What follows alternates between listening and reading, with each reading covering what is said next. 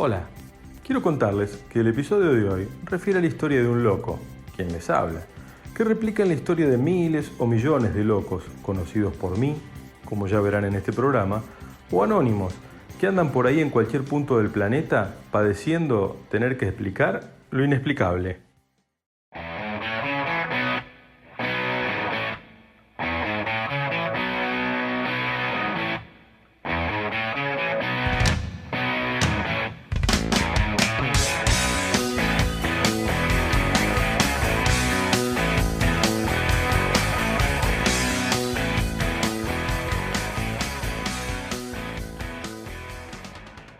Bienvenidos a un nuevo episodio de El Corredor de Sueños.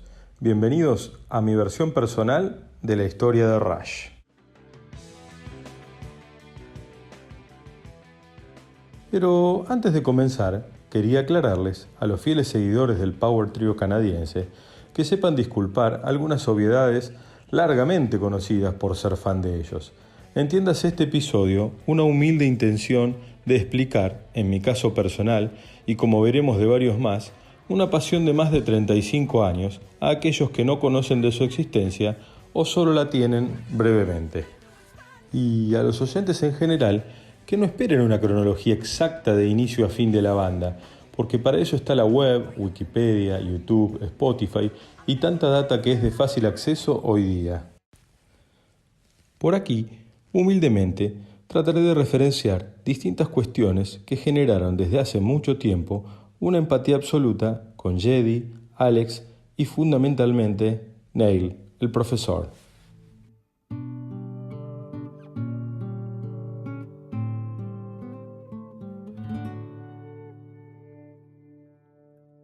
Entonces, lo primero que quiero decirles es que para todo fanático de Rush que se precie de tal, la vida es sumamente difícil. Porque imaginen esta situación, reunión social con gente que quizás uno no trata habitualmente. Van surgiendo distintos temas y sale el de la música. Entonces yo comento, a mí me gusta Rush. Del otro lado se observa una mirada mezcla de asombro con pasmosidad. Y una vez más hay que explicar que es un trío canadiense de rock progresivo y bla bla bla, como aquel célebre discurso de Alex Lifeson, su guitarrista, cuando ingresaron al Salón de la Fama del Rock. Un hecho histórico que lógicamente mencionaremos por aquí más adelante. Peor aún, cuando alguien me observa una de las incontables remeras alusivas a dicha banda que poseo, lee la misma y pronuncia Rush en vez de Rush. Tremenda desazón. No obstante, para ser justos, o mejor dicho, ecuánimes, también pertenecer a ese círculo da algunas pequeñas satisfacciones, como aquella vez que disfrutando de un paseo caribeño y teniendo puesta una de esas remeras rayeras, era el atardecer de un día espléndido, y al dirigirnos a la habitación para ducha y posterior cena, una pareja disfrutaba de los servicios VIP de las cenas románticas junto al mar, que ofrecía dicho hotel. Entonces, al pasar a su lado, la esposa me mira y me dice en inglés, «Me gusta tu remera», a lo que tras el asombro de mi parte, atiné a decirle solamente un «thank you», e inicié un breve diálogo en donde les pregunté de dónde eran. Me respondieron de California, a lo que les repregunté en mi básico inglés si habían tenido la chance de verlos alguna vez, y para mi envidia más sana, pero también más grande, me respondieron que sí y en innumerables ocasiones. Privilegios de vivir en el hemisferio norte, pensé para mí. Sweet memories, dice Jedi en la canción. Sí, dulces memorias, ¿no? Ya lo creo. Se sabe que es una banda de las denominadas de culto, con la hidalguía de no transar con el sistema, ser fieles a sus principios y aún así haber logrado vender solo en Estados Unidos más de 25 millones de discos. Una autodefinición al respecto la expresa en su libro Far and Wide el profesor Peart, haciendo un balance de la carrera de la banda.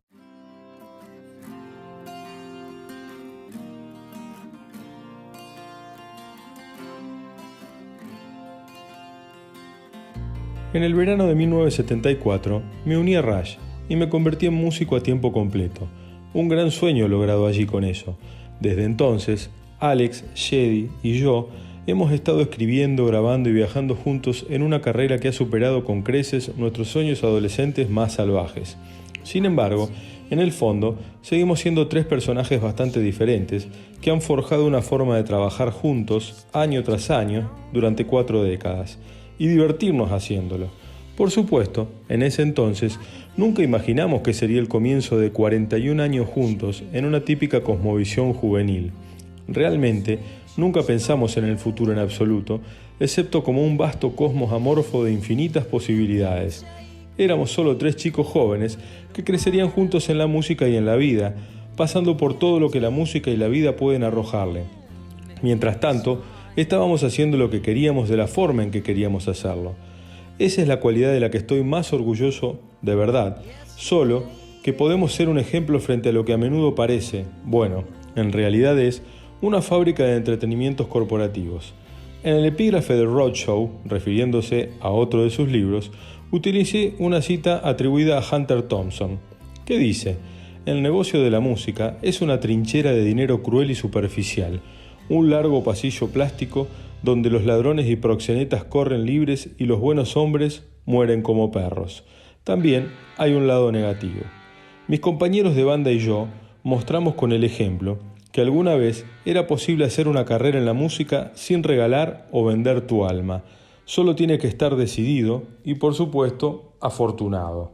Hace unos días, el profe Chapu, a quien también enfermé con esta gente canadiense, me comentó que al ver ya por tercera vez el documental Detrás de las luces del escenario, que narra muy emotivamente la historia de la banda, lo que le sorprendió gratamente, entre otras tantas cosas, es la pasión y compromiso con los que Geddy interpreta cada una de las canciones que componen un show. Siempre teniendo en cuenta el contexto general, lograr mantener esa pasión durante más de 40 años. Y más se dimensiona la grandeza de la banda por su simplicidad, medida si se quieren las palabras del propio Geddy al ingresar al Salón de la Fama del Rock el 18 de abril de 2013, como corresponde a verdaderas estrellas, en definitiva del espectáculo, en una ceremonia celebrada en Los Ángeles, iniciando su breve discurso diciendo: «Quiero decirles que esto es abrumador para un chico judío de Toronto». Y luego, a todos los rayeros ahí presentes y los de toda la galaxia, nos regaló quizás el discurso más breve, pero también el más sentido de un miembro de una banda que puede dedicarle a sus seguidores. My two partners, I have to thank the most passionate, most dedicated, incredible fan base around the globe.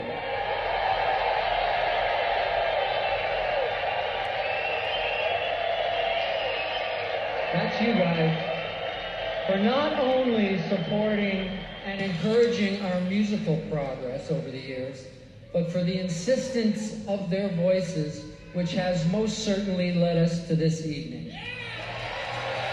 We share this honor with you. Thank you. La traducción al audio original de ese momento, efectuado por Geddy, dice tal cual: «Y en nombre de mis compañeros, tengo que agradecer a los más apasionados, más dedicados e increíbles fans del mundo, ustedes, pero no solo por apoyar y alentar nuestro progreso musical a través de los años, sino por la insistencia de sus voces que seguramente nos han traído aquí esta noche. Por eso compartimos este honor con ustedes». A mi criterio, una bella manera de hacernos saber el aprecio recíproco de una relación de toda la vida. En la descripción de este episodio les dejo el link con los 35 minutos que duró esa inducción, finalmente, como dijo Dave Grohl, que junto con Taylor Hawkins, cantante y baterista respectivamente de los Foo Fighters y enormes admiradores de la banda, y además, como 2 bateristas de ley, también profundamente admiradores del profesor Peart. Para fortuna de sus fans de habla hispana, el editor del video se tomó el trabajo de subtitularlo, y les aseguro que en mi caso, además de emocionarme por ese momento inolvidable, coincidí con todo lo dicho por los presentadores de esa noche. Incluso, lógicamente, coincidí con el fan que hizo la bandera enorme que flameaba entre el público presente y que decía, en inglés, por supuesto, Rush, la mejor banda de la galaxia. Entonces, sucede algo que se reitera en mi vida con frecuencia. Decido hacer este episodio, referente a Rush, y casualmente una fecha es coincidente con la elaboración del mismo. En este caso, me refiero a la ceremonia de inducción al Salón de la Fama del Rock. Como conocemos sus seguidores, la banda estuvo compuesta inicialmente por 3 amigos del secundario: Alex Lifeson en guitarras y coros, Geddy Lee en bajo, voz y teclados, y el baterista John Rutsey, quien solo ocupó ese lugar hasta la grabación de su primer disco titulado con el nombre de la banda en 1974. Y luego, su lugar, para fortuna de todos los miembros del planeta que sientan pasión por la buena música en general y la batería en particular, fue reemplazado por Neil Peart, también conocido como el Profesor. Una de las cosas que más admiré siempre de ellos es su versatilidad, es decir, permitirse continuos cambios a lo largo de su carrera, adaptándose e incorporando los avances tecnológicos que también en el mundo de la música han ido surgiendo.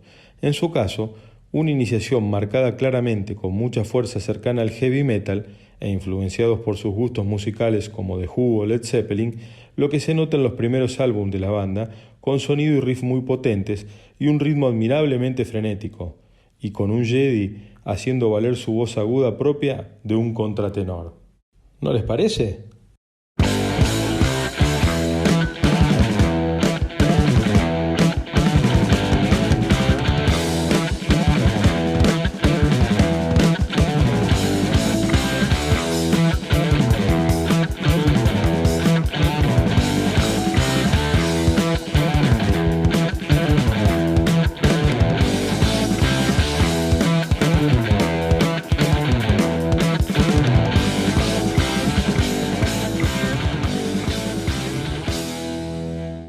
Así, el mencionado álbum debut, llamado Rush como dijimos, posee entre sus temas destacados Finding My Way,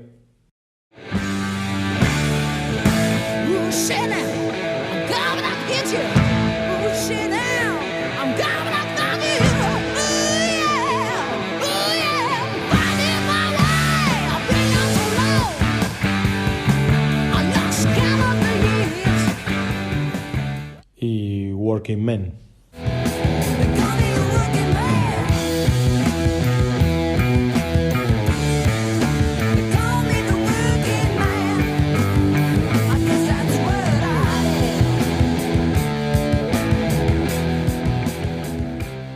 Le sucede luego Fly By Night, con el debut de Neil Peart en la batería y fundamentalmente en la composición de letras de las canciones, otra de las características que siempre se admiraron de la banda, por su profundidad, con distintas temáticas abordadas por Peart en las mismas, desde inicios en estos primeros discos con canciones conceptuales e influencia de su pasión literaria en ese entonces por la ciencia ficción, y otras surgidas de anécdotas risueñas como la que le da el nombre a otro de los temas de ese disco. Me refiero a Vitor and the Snow Dog. La historia dice que el director de la gira de Rush, Howard, apareció con el título en una fiesta. Había 2 perros en la misma, uno un pastor alemán y el otro un pequeño blanco y nervioso perrito. Howard solía llamar al pastor alemán Vitor, que fonéticamente traducido en inglés significa mordedor, porque cualquiera que entraba en la casa era mordido. El otro era el perro de la nieve, por ser blanco. De esa noche surgió ese tema.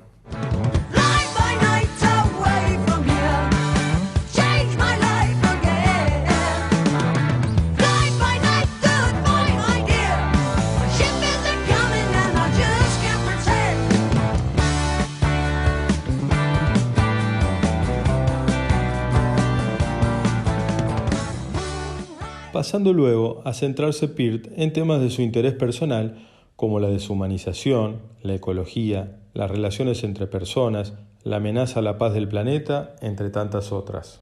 El siguiente disco de estudio de los 19 editados a lo largo de 40 años de carrera es Caricias de Acero, y otra vez nos encontramos con verdaderas obras conceptuales, 2 canciones, 2 temas con distintos capítulos en su desarrollo, como The Necromancer y The Fountain of Lamed, de larga duración, y entre otros tantos también Bastille Day, como destacado ahí.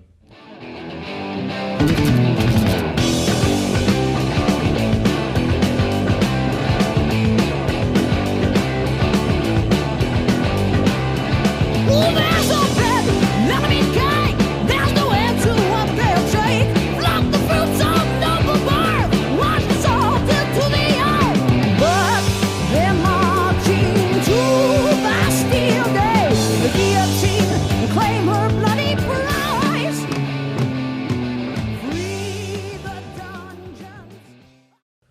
Sabido es que una auténtica pieza literaria en sí misma, a modo de canción, es el álbum siguiente 2112, con todo el lado A formado por los distintos segmentos de ese tema justamente, con una duración total de más de 20 minutos. Y ese es otro motivo de asombro y admiración de mi parte, puesto que no solo han sido capaces de generar un tema musical de más de 20 minutos de duración, con letras profundas y con 3 miembros solamente capaces de interpretarlo de esa manera. Sí, solo 3, con Geddy Lee en muchos de ellos cantando, tocando el bajo y el teclado casi en simultáneo, Alex Lifeson generando climas únicos con su guitarra y el profesor Peart rompiendo tiempos y compases tradicionales, como diciéndonos, ¿sabían? También existe esta manera de tocar la batería.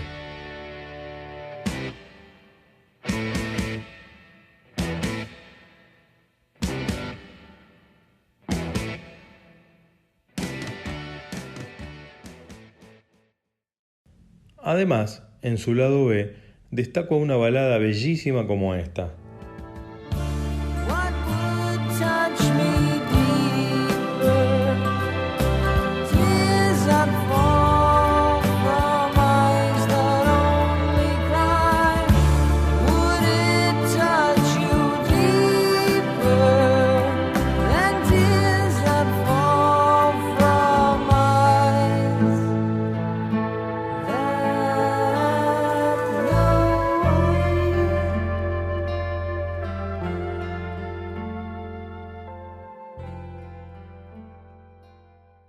En A Farewell to King, una despedida a los Reyes, descubrimos una particularidad. No nos sorprende ya que se trate de un álbum conceptual, pero sí la idea de comenzar a narrar una historia con el libro 1 de Sinus X1, el tema que justamente suena en estos momentos y que curiosamente no se completa en ese álbum, sino en el siguiente, Hemisferios, con el libro 2 del mismo tema. Y son cosas como estas, entre otras tantas, es decir, canciones con historias literarias, de una duración hasta sobrenatural e interpretada magistralmente por las que desde siempre caímos rendidos y para siempre ante el Power Trio canadiense, definitivamente distintos y claro, para mí, únicos.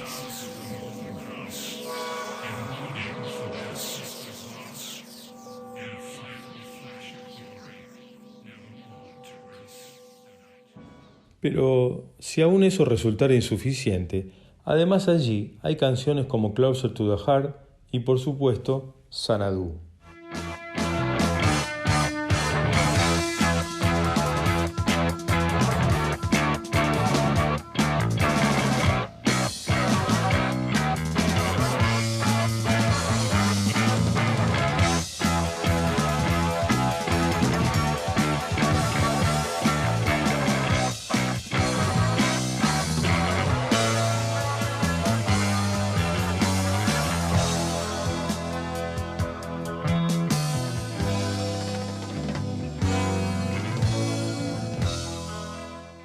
Como entiendo le sucede a la mayoría de los fans respecto a su o sus bandas de preferencia, resulta una misión de improbable éxito elegir las canciones más admiradas de cada álbum, y en mi caso, con Hemisferios, considero dificultoso al extremo el tener que inclinarme por la segunda parte o el segundo libro de Sinus X1, otra vez una auténtica ópera de varios episodios de más de 18 minutos de duración.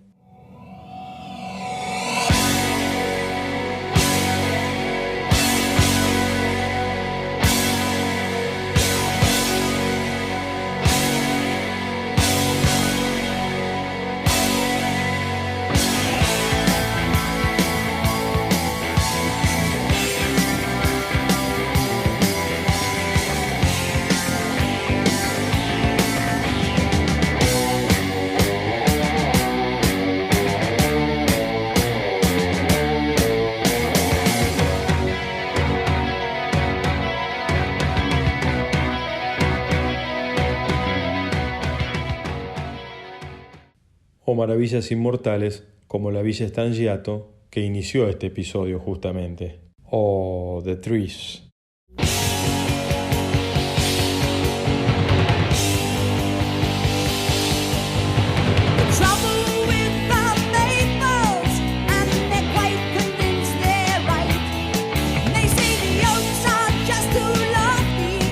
And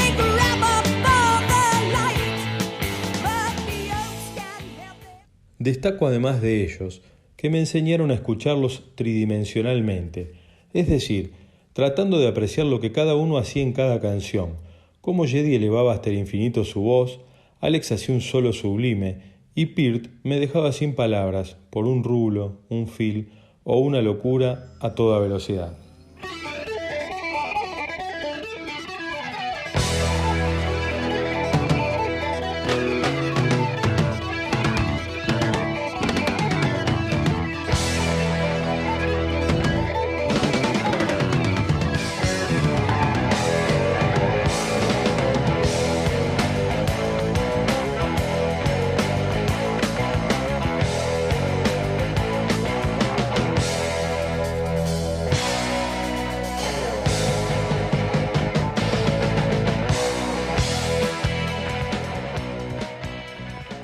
Sabido es que con este tema, El espíritu de la radio, quizás el más popular track de Permanent Waves, su séptimo álbum de estudio, lograron justamente captar la audiencia radial, por ese entonces el medio de difusión de mayor amplitud existente. Hablamos, claro, del año 1980.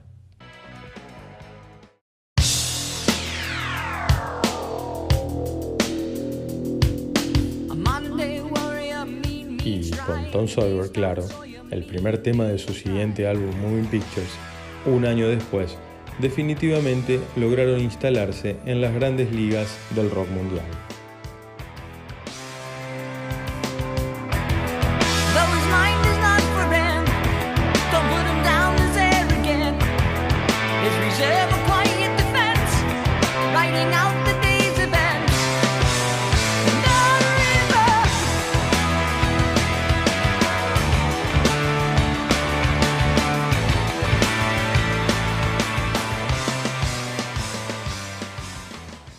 Hago un paréntesis aquí para recordarles que ese disco, en mi caso en formato cassette importado, adquirido en Buenos Aires hace unos 35 años atrás, fue mi modo de quedar encandilado para siempre con ellos. Asimismo, y como prueba de otro efemérides coincidente con un episodio de este podcast al momento de editarlo, hace solo unos meses atrás se cumplieron nada menos que 40 años de la salida de este glorioso disco, para mí, sin dudarlo, el mejor álbum de la historia de la música. Pero hagamos una pausa, ya que considero que es el momento indicado para abandonar tanta data estadística y pedirle a algunos amigos rayeros que hagan memoria y nos cuenten. ¿Cómo llegó Raya a tu vida? ¿A qué edad? ¿Fede? Qué tipo delirante que sos. Qué máquina inagotable de generar delirios. Espero, lo peor de todo que yo debo haber tenido algo de culpa en todo esto. No, yo a Rush lo descubrí viendo un programa de videos que pasaban en Canal 5 a una noche, no me acuerdo. Y vi el video de lo que era Tom Sawyer en blanco y negro en la casa de la abuela Teresa. Eso lo vi pero recontra partió la cabeza y durante un par de años lo busqué. Yo calculo que tendría 11 años cuando escuché eso. Cuando lo descubrí qué era, me creo que lo descubrí en la revista Pelo. ¿Te acordás que yo cubría la revista Pelo esa?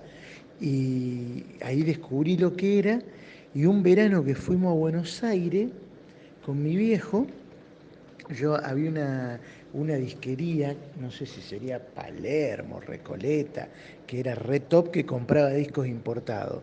Y yo tenía toda la guita ahorrada de regalos y demás, y me lo quise ir a comprar. Y salía una fortuna en ese momento, pero yo la plata la tenía. Y fui a averiguar todo y el pelado me agarró y me dijo, no, dice, no vayas a gastar esa plata, yo te prometo que te lo voy a conseguir, que esto, que lo otro. Y yo le hice un berrinche y el pelado me lo trajo, el cassette, para el regalo de mi cumpleaños, que yo creo que fue cuando cumplí 14 años. Si no fue 14, fue 15, pero estoy casi seguro que fue cuando cumplí 14, que me trajo Moving Pictures y Fly By Night. Y los puse y automáticamente, bueno, o sea, Tom Sawyer yo ya tenía claro que era algo que me había partido la cabeza, pero lo que vino atrás me pasó por arriba. Así que seguro que fue eso. Lee. No recuerdo exactamente la fecha, pero sí el momento de mi vida, la plena adolescencia de los 15. Para ese entonces me había apropiado de las canciones de Queen, Judas Priest y Iron Maiden. Todo era rock pesado y alguna que otra balada pop llegaba gracias a la radio, impulsada por la industria. Hasta que, por medio de un amigo de mi hermano mayor y primo de un amigo de la infancia, irrumpió Rush a mi vida. Y ya nada fue como antes, musicalmente hablando. Fue conocer el primer amor, un gran amor. Al principio deslumbraba la voz del cantante, que era única, y después el virtuosismo del batero y del violero. No podía creer que un trío sonara así. Y había algo muy difícil de explicar, como esto que estoy tratando de hacer ahora, que es racionalizar un sentimiento. Creo que era el tono de su música. Tendría que preguntarle a un músico, pero uno se enamora y se enamora, yo qué sé. Y lo que cautiva en un principio, después deja lugar a otras cosas que alimentan el deseo. Pasa el tiempo y el oído se va detrás de alguna que otra canción, pero ninguna reemplaza a esa primer pulsión. Hasta que un amigo viene y te dice, escuchá esto nuevo de Rush. Y el corazón se detiene como si te dijera, la vi a ella, sí, a ella, y te manda saludos. Tu primer pasión. Y uno se vuelve poligámico porque escucha otras cosas, comparte ese gran amor con gente que uno aprecia. No es un amor egoísta y posesivo. Cuando a alguien le nombro a Rush y me dice que no lo conoce, me vienen dos cosas a la mente. Una es, no sabes lo que te estuviste perdiendo. Y la restante es, escuchá, escuchá. Al mudo, al Gurka y al Toto, gracias, gracias por presentarme a mi primer amor. Speedy, Toto, amigo mío, nos pusiste en un aprieto tratando de recordar cuándo conocimos a Rush. Porque Rush básicamente formó parte de mi vida musical. O sea, no recuerdo cosas antes de ellos. Pero bueno, si tenemos que poner una fecha, estaríamos hablando de principios de la secundaria, segundo o tercer año.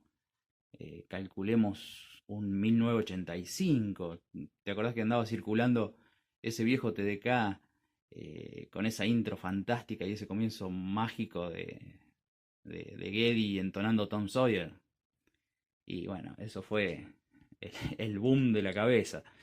Veníamos escuchando bandas Zeppelin, Deep Purple, o sea, buena música, pero bueno, nada comparado con lo que apareció ahí. Es como que estuvimos siempre en un purgatorio musical hasta llegar a esto. No sé si te acordás, pero eh, hacíamos cola para pedirle a alguno que tuviese un estéreo con casetera doble que nos haga una copia. Porque olvídate que haya internet, que estaba recién naciendo, al menos acá para nosotros. MP3 ni hablar. Así que sí, sí, yo creo que por ahí en esa época tuvo que haber sido el comienzo de nuestra era Rush. tío Marce, Darío querido, yo tenía 20 años, ¿eh? Y mi vieja me regaló un día, escuchaba música, la música escuchaba todo el mundo. Un día me regaló el doble en vivo Queen Like Killers en disco de pasta. Me había comprado un tocadisco y me regaló un disco de pasta doble en vivo de Queen Like Killers. Me explotó la cabeza, ¿sí? Tras cartón de eso entrenaban acá en el cine de Zárate The Wall. Y me metí, tenía un mango, pero me metí medio de contramano, así de contrabando a ver The Wall. Y me terminó de volar la cabeza. Entonces empecé rápidamente a consumir rock, a ver qué había. Y se me ocurre pedir la ayuda de que me graba algunos casetes de K, de 60 y de 90, a un amigo que tenía un poquito más grande que yo, 5 o 6 años más grande que yo, que era de jockey. Entonces el flaco, cuando le consulto eso, me dice, ah, vos estás escuchando esta música, y me llevó a su guarida, porque sinceramente era una guarida eso, ¿no? Y empezó Led Zeppelin, Deep Purple, Black Sabbath, y llegando a cosas inclusive ya como Frank Zappa, World Report, cosas, King Crimson, difíciles, Yes, cosas mucho más difíciles de tragar. Y en un momento me dice, pero a mí lo que más me gusta es esto. Mirá, no sé si lo vas a entender. Y me pone Rush. Y ahí me voló la cabeza. Y dije, sí, dame esto, grabame todo lo que tengas. Y me grabó en esa época, estamos hablando de 80 y pico, ¿sí? Me grabó todo lo que Rush había sacado, que no eran muchos discos hasta esa época. Y ahí ya está.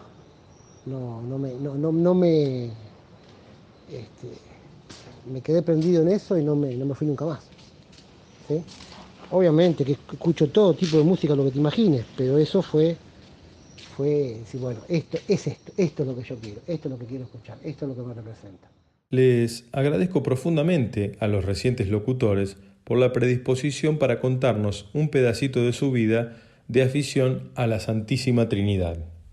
Continuando con su historia, de Moving Pictures en adelante, es en esa década que la banda utiliza sin ningún tipo de complejos sintetizadores, teclados y en el caso de Peart, adosa a su batería la parafernalia electrónica que comenzaba a desembarcar por esa época. Así, los siguientes 4 discos, Señales, Gracia bajo presión, Power Windows y Hold Your Fire, están atravesados por esa influencia de sintetizadores junto a la batería y percusión electrónica de Peart, acompañados por Alex, utilizando en esa época muchas de sus texturas de guitarra que se mantuvieron con acordes de reggae, funk y de new wave. Escuchemos un poco de esa época, del álbum Señales, Subdivisions.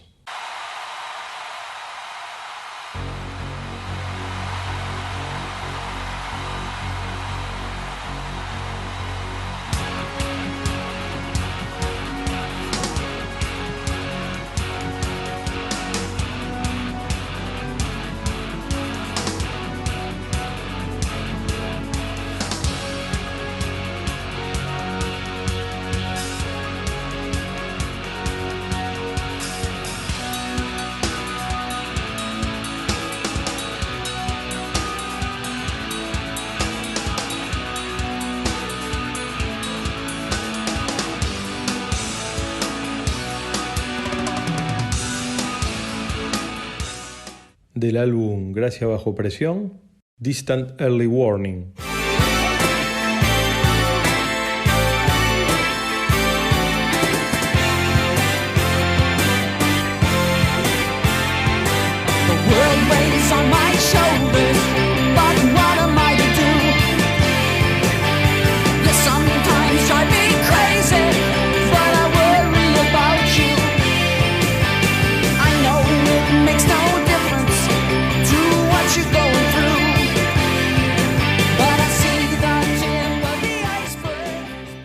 De Power Windows, The Big Money.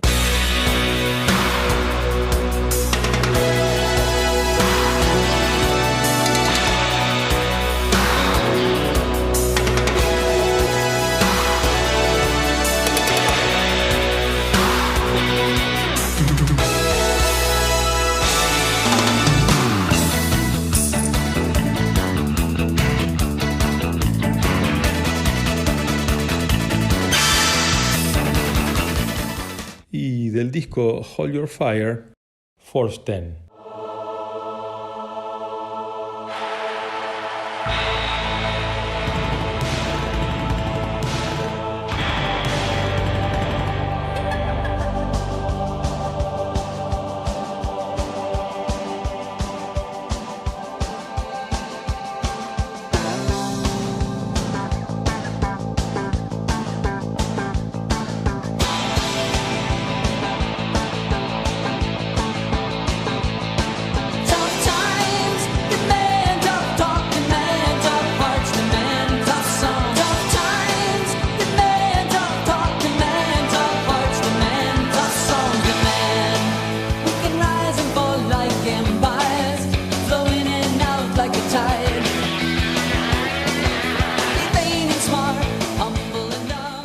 Uno admira y hasta envidia un poquito lo logrado por ellos, una relación de amigos que dándose el gusto de hacer lo que amaban, la música, entablando una entrañable amistad de más de 4 décadas y en la confianza de esa relación, lógicamente fueron surgiendo apodos.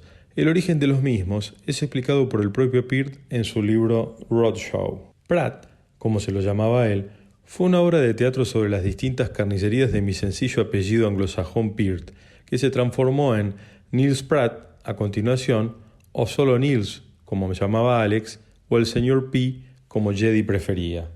En tanto Alex era generalmente Lerxt, que vino de hace mucho tiempo, pronunciación exagerada de su nombre como Alerxt, y Jedi era comúnmente Dirk, que derivaba de un nombre inventado para un bajista de rock arquetípico o un agente secreto, Dirk Lee. Respecto de otra de las características mencionadas anteriormente, y que aprecio de ello sin duda, es la profundidad de sus letras. Quien coincide con esto es el nombrado Hawking, baterista de los Foo Fighters, aquella noche histórica del Hall of Fame, cuando además de referirse a la admiración musical, destacó precisamente con la curiosidad adicional de que son compuestas por el baterista de la banda. Y una pauta de la profundidad y profusión literaria de esas letras es coherente con la pasión por la lectura del profesor Peart. Basta como ejemplo solo recordar la enorme cantidad de libros que comentara haber leído en su libro Ghost Rider, el jinete fantasma, que dejara como legado contando su resiliente historia de sanación, desandando más de 80.000 kilómetros en moto y devorando en ese trayecto no solo kilómetros, sino también libros, un arsenal de ellos. Así, puede saberse que el origen del título Gracia bajo presión, del álbum respectivo, proviene de la admiración de Peart por el escritor Ernest Hemingway, tomando una célebre frase de este que dice: «El coraje es la gracia bajo presión». Y gracias a esa herramienta, tan sencilla como poderosa, la lectura, somos privilegiados en contar no solo con canciones extraordinarias, sino también con las letras de las mismas que hacen un dueto imbatible. Como por ejemplo en Losing It, que significa perdiéndolo, para mí una de las más poéticas canciones de la banda.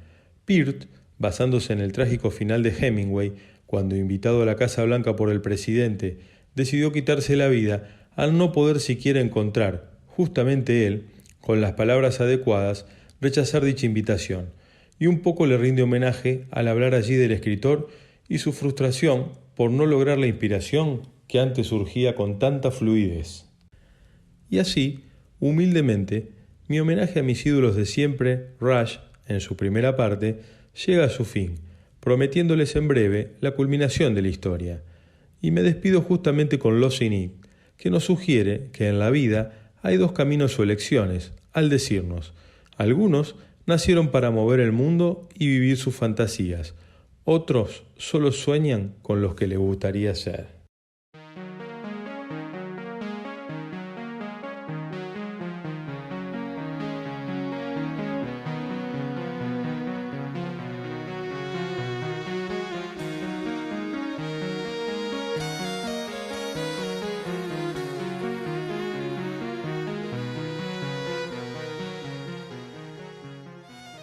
Por eso, saludándolos hasta el próximo encuentro, les pregunto, ¿ustedes de qué lado están de esas opciones?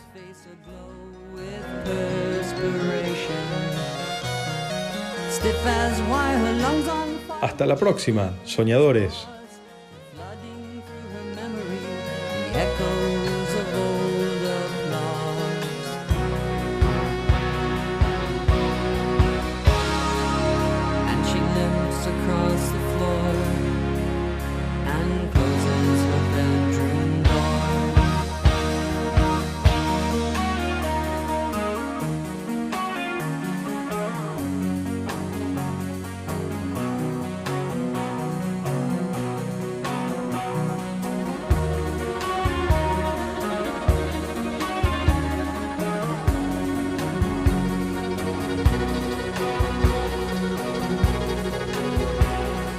Writer stares with glassy eyes, defies the empty page. His beard is white, his face is lined and streaked with tears of rage. 30 years ago, how the words would flow with passion and precision. Now his mind is darkened by sickness and indecision.